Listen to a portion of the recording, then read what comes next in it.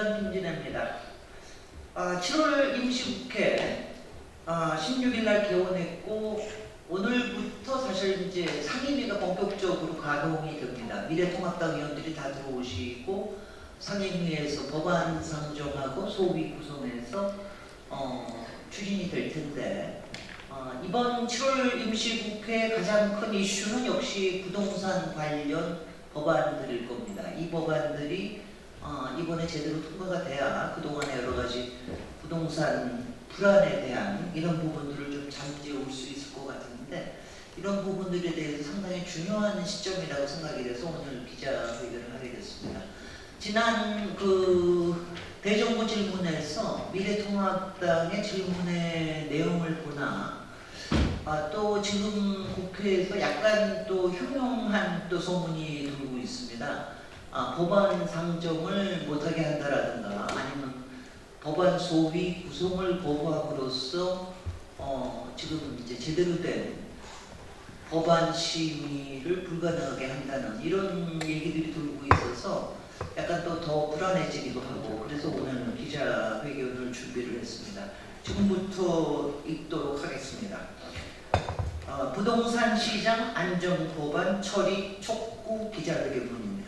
사회 안정과 성장 잠재력을 깎아먹는 부동산 광풍을 확실히 다잡는 정책 기조를 세워야 합니다. 7월 임시국회의 절대적 서임입니다.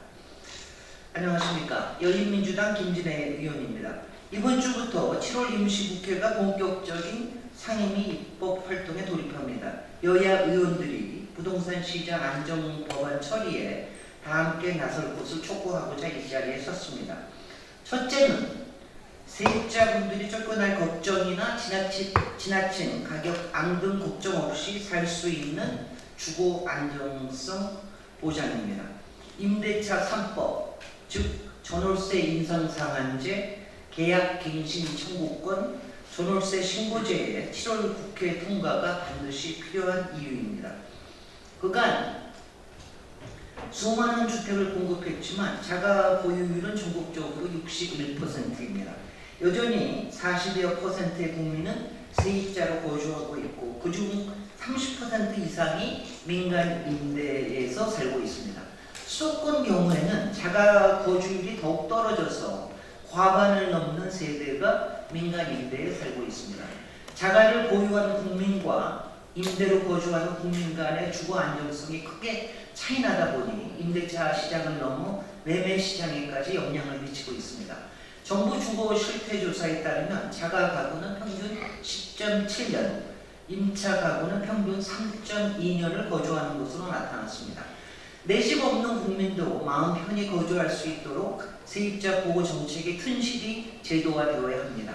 계약갱신 청구권을 통해 주거 기간을 보장하고 임대료 인상 상한제를 통해 과도한 임대료 급등을 막고 전월세 신고제로 투명하고 신뢰할 수 있는 임대차 시장을 만들어야 합니다. 일부에서는 전월세 급등을 우려하지만 그동안 오히려 제도 미비로 인해 전월세는 더욱 상승되어 왔습니다. 논의가 시작되었던 10년 전에 해당 제도가 입법화되었더라면 주기적으로 반복되는 전세 대란을 충분히 막을 수 있었을 것입니다. 단기간 상승의 부작용은 있을 수 있지만 장기적으로 보면 오히려 전월세 가격을 낮추고 임대차 시장의 안정을 이룰 수 있습니다.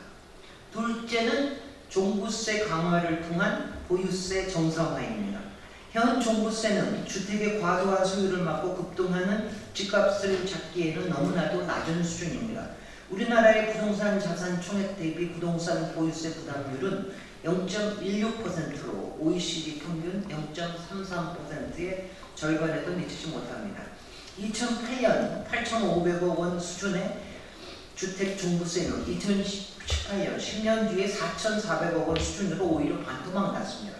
일각에서는 이번 종부세 인상이 세금 폭탄이라 호들갑을 떨지만 애초 보유세 인상의 목적을 상실해온 종부세의 실효성을 바로잡는 일입니다.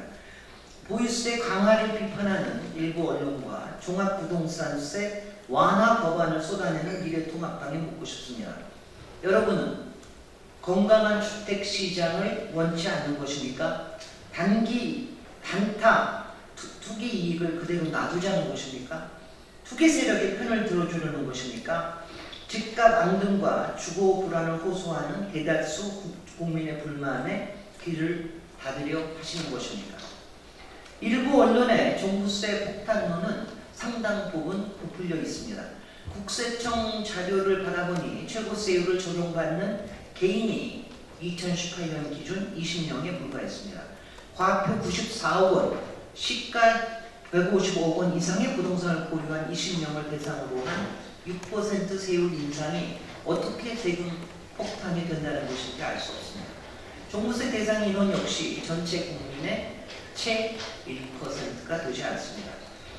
전체 국민의 주거 안정과 집값 안정, 조세 형평성 실현을 위해서 종부세가 제 기능을 하도록 하는 것이 국민과 우리나라의 미래를 위한 길입니다. 실제 가격보다 상당히 낮은 부분 공시가격을 정상화하고 종부세 과표의 현행 6단계 구간을 7단계로 세분화해서 세율을 높이고 고가주택에 대한 세부 부담을 대폭 높여야 합니다. 현재 12억에서 55억 원 구간은 약 1만 명에 달하는 인원이 자리하고 있지만 구간이 너무 넓어서 형평에 어긋나는 부분이 많습니다. 이를 세분화해서 더 많은 부동산을 보유한 인원에게 더 높은 세금을 부담토록 하여서 전반적인 실효성을 높여야 합니다. 1가구 1주택에 대한 배려는 분명 필요합니다. 그러나 장기 보유로만 세금을 감면해 주는 것이 아니라 실거주 여부를 따져서 실수요와 자산 증식을 노린 가수요를 철저히 구분해야 합니다. 미래통합당은 1세대 1주택에 대한 종부세 자체를 배제해주는 법안을 발의하고 여당인 더불어민주당에서도 1주택자의 한 해 종합부동산 공제 한도를 80%까지 높여주는 법안을 발의했는데 이것은 조세의 형평성을 저해할 뿐 아니라 자칫 똘똘한 한 채로 몰리는 현상을 더욱 강화할 위험이 큰 제도입니다. 다만 1세대 1주택에 실거주하는 소득이 적은 고령층을 위한 제도는 보완되어야 합니다. 바로 제가 제안한 이번에 발의한 세금 납부 유예 제도입니다. 매매, 상속, 증여 등 이전이 발생할 때 그동안 유예한 세금을 일괄 납부토록 하는 납부 편의를 검토할 때가 되었다고 생각합니다. 이러한 납부 편의 제도를 도입한다면 종부세를 부담스러워하며 반대하는 많은 실거주자들의 부담을 낮추고 납부 편의 증대를 통해 종부세에 대한 반발을 해소할 수 있을 것이라 생각합니다. 셋째, 단타 투기와 일명 똘똘한 한 채로의 집중을 막기 위한 틀을 갖춰야 합니다. 7.10 대책에서 단타 투기를 막기 위해 취득세 12% 강화, 양도세 70% 인상 등을 발표했지만 실거주가 아닌 집값 상승을 노린 주택 구매를 막기에는 여전히 부족한 것이 사실입니다. 또한 정부의 규제 본격화 이후에 오히려 똘똘한 한 채로 몰리는 현상이 집중되고 있습니다. 서울, 그중에서 강남을 비롯한 주요 지역의 집값 상승을 견인하는 주요 원인이 되기도 합니다.